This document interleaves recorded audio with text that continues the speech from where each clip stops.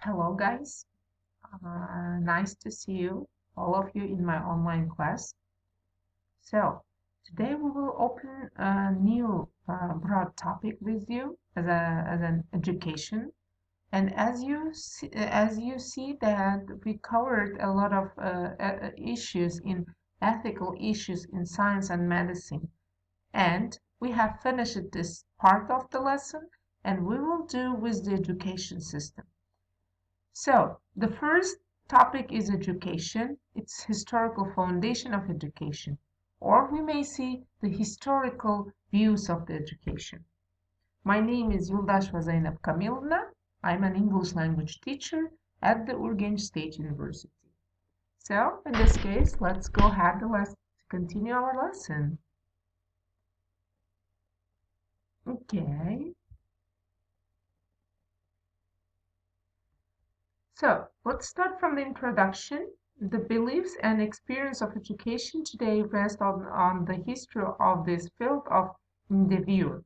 By knowing what accomplishments of leaders in the past, today's educators attempt to build on their achievements. So, the side of education was developed in the last period as well. A lot of scientists works in, we may say, Western science, Eastern science, Northern, and etc.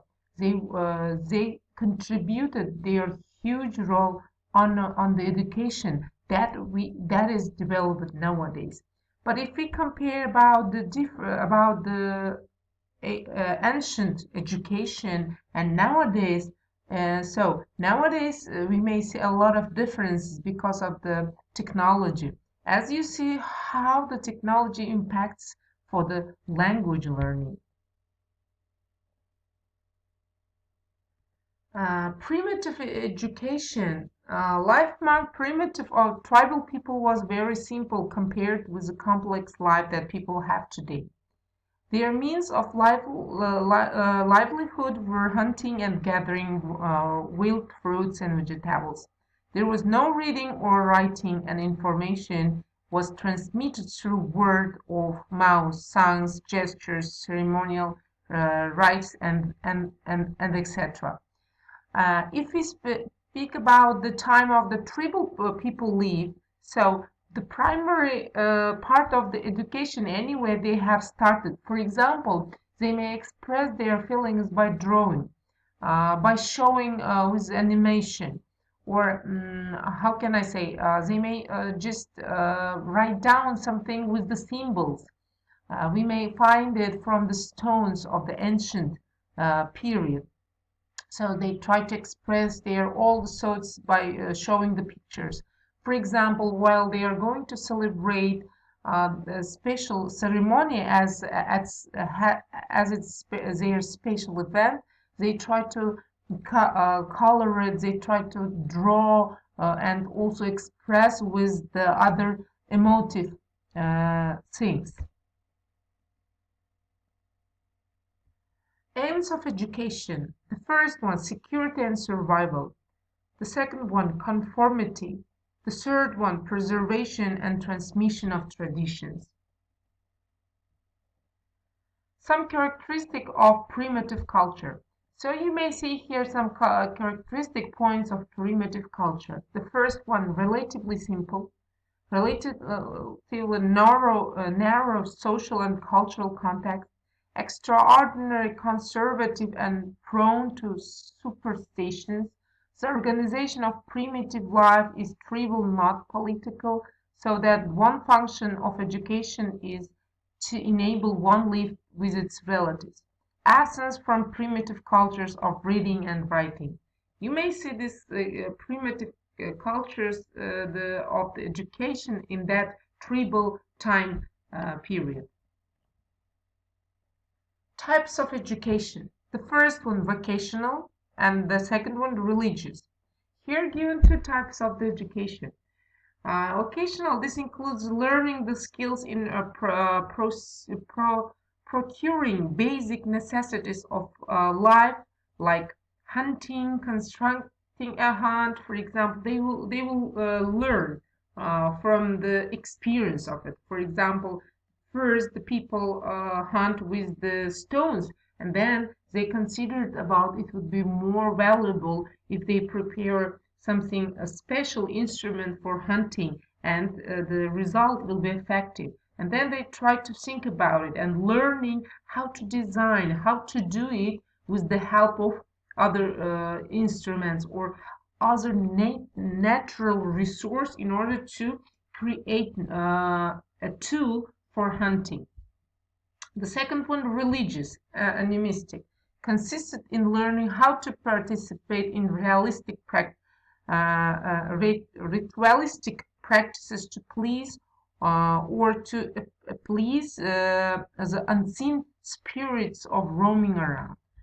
For example, how it includes before people when the in this information also was written in the book Avesto, that the people in that period prayed for the fire, so they considered the fire is a huge power, and then they all prayed for the fire. For example, when they wanted to do something important, they prayed for the fire.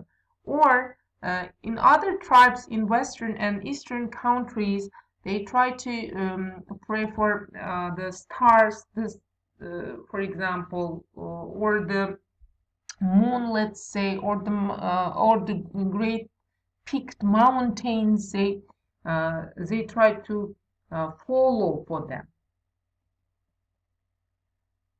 Okay, content to be suited. The ways of procuring the basic necessities in life and of protecting life from dangers. So they considered it in order to what kind of way the basic necessities in the life, how they the first learning this kind of issues also helps for them to protect themselves from the danger, because majority all of the people at that period, very very long ago period, they lived in forests.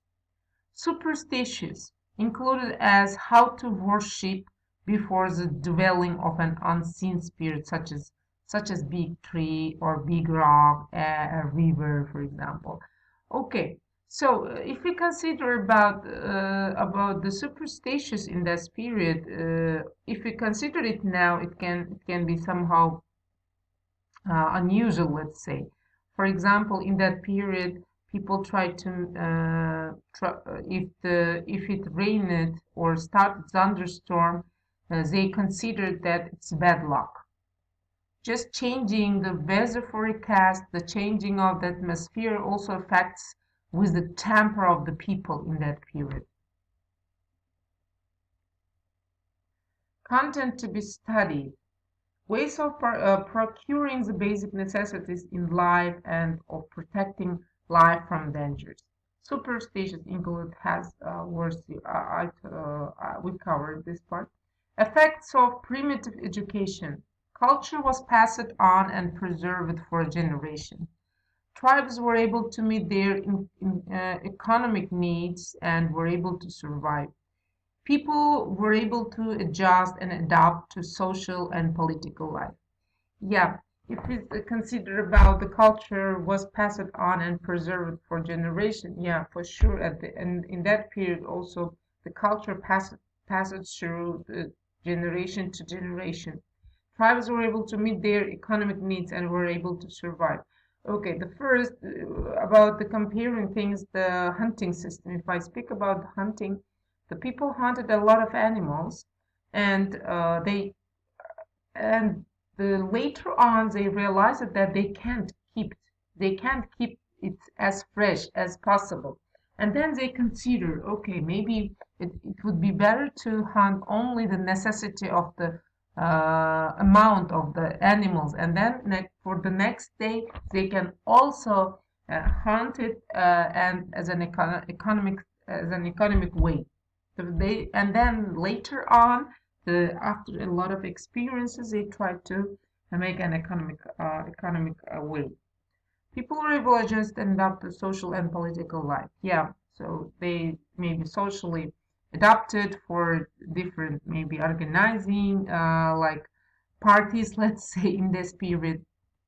So anyway, they became a political part of the life.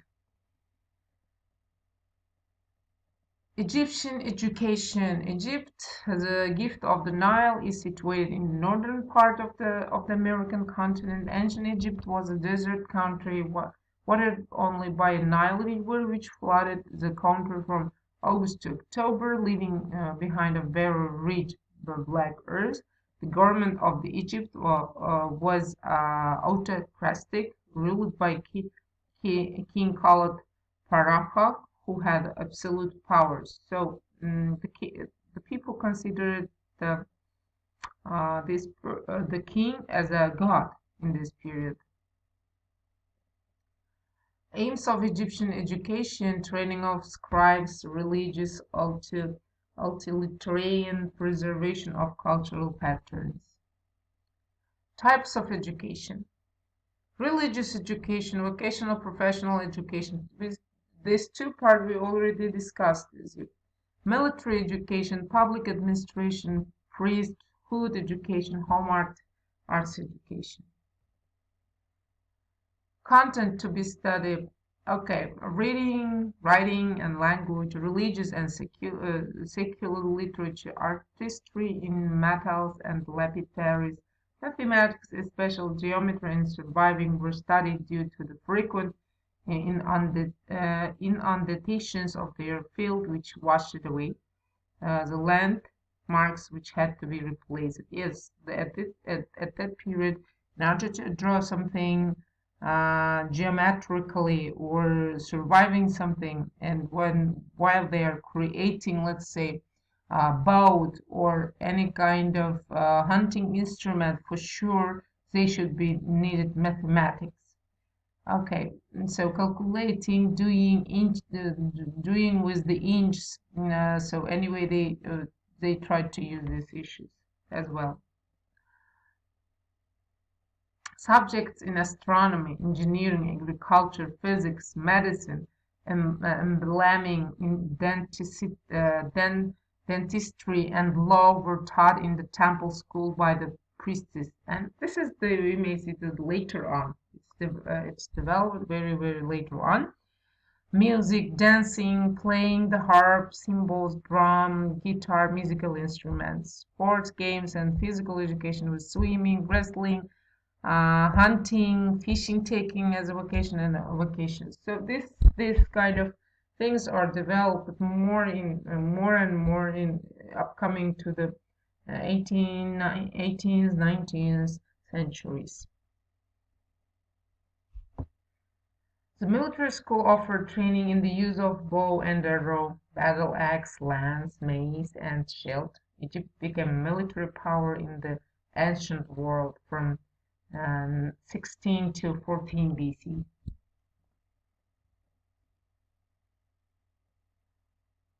Outstanding contribution of Egypt education. The outstanding contribution of the early Egyptians to education were probably geometric measurement and surviving. So nowadays, we can say that this is one of the wonder of the Egypt pyramids, let's say.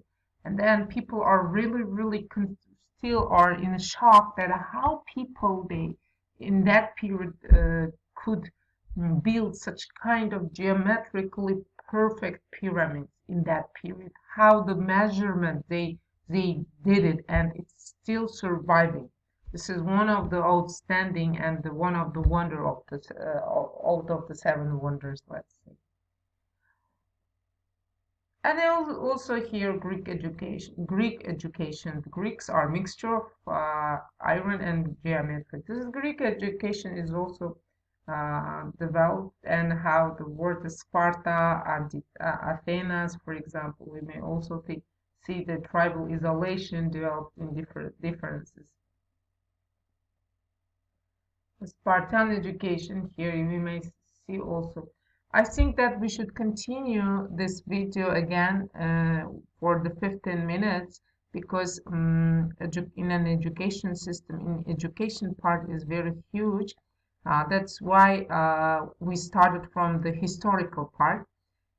If now the video will stop, I can say you that see you in the next my